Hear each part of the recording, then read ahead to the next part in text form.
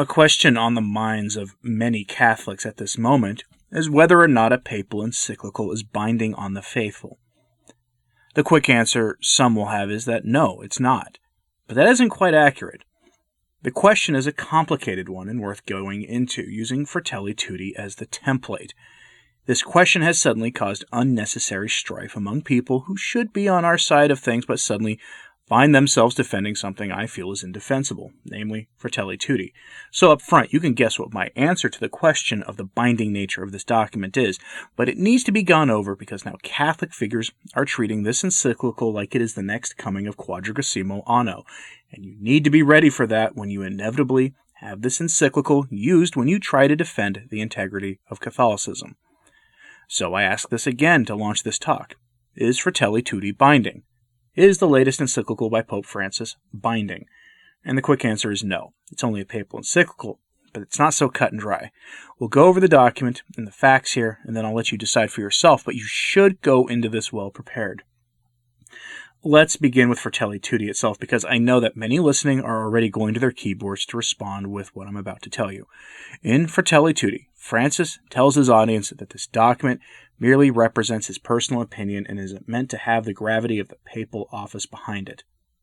Call me skeptical, but here's Francis in his own words, quote, "The following pages do not claim to offer a complete teaching on fraternal love, but rather to consider its universal scope, its openness to every man and to every woman.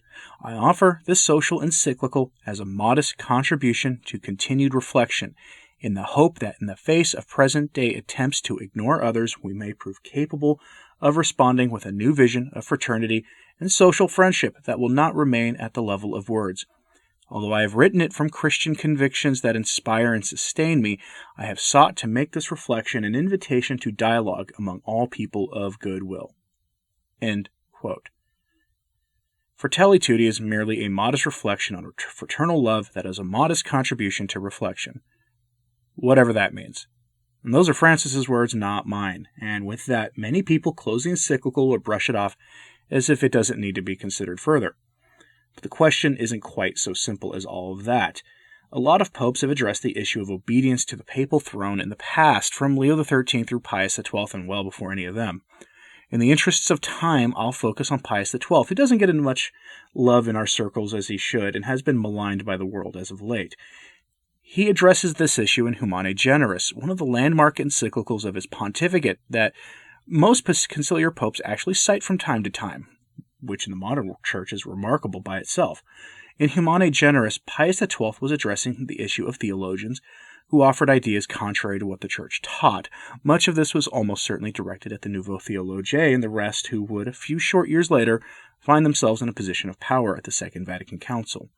In that document, Pius XII says in paragraph 20 the following, quote, "Nor must it be thought that what is expounded in encyclical letters does not of itself demand consent, since in writing such letters the popes do not exercise the supreme power of their teaching authority, for these matters are taught with the ordinary teaching authority, of which it is true to say, he who heareth you heareth me, and generally what is expounded and inculcated in encyclical letters already, for other reasons, appertains to Catholic doctrine.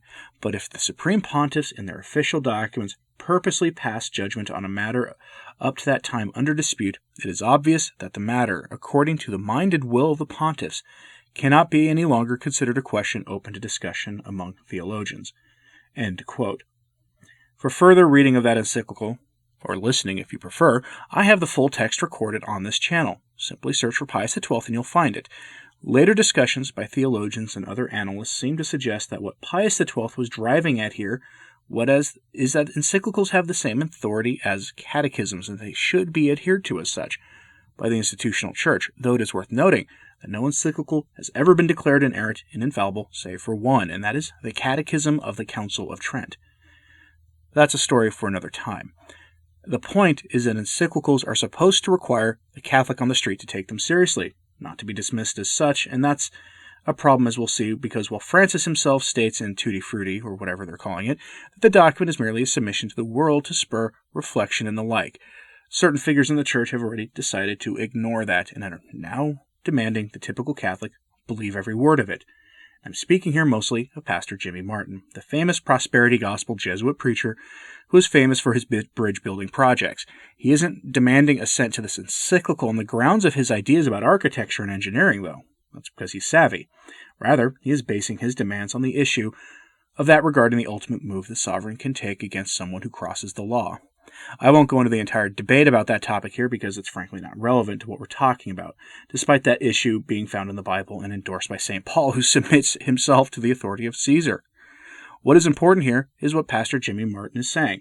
On Twitter and in American Magazine, Martin says that Francis has closed the door forever on this discussion. Forever. The door is closed.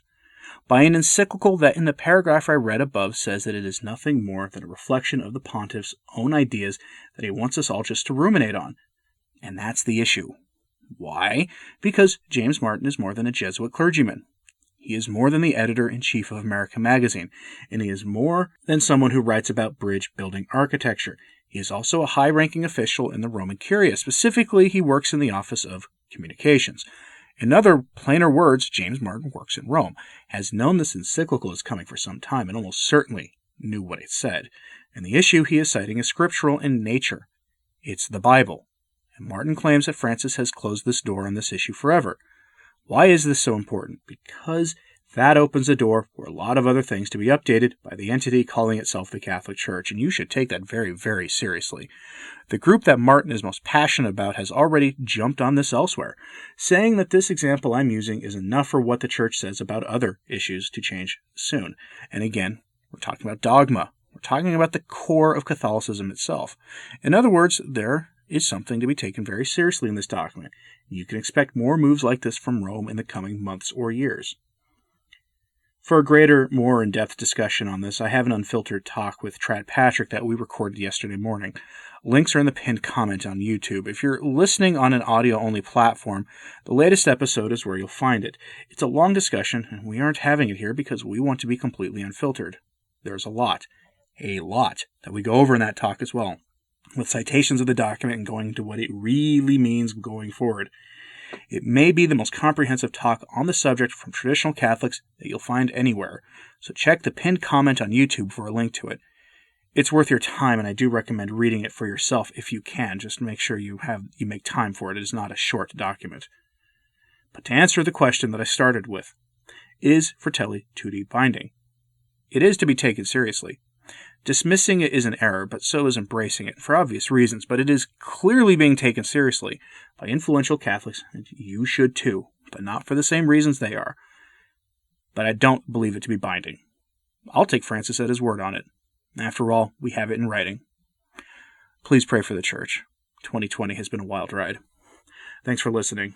I'm Anthony Stine. Ave Maria.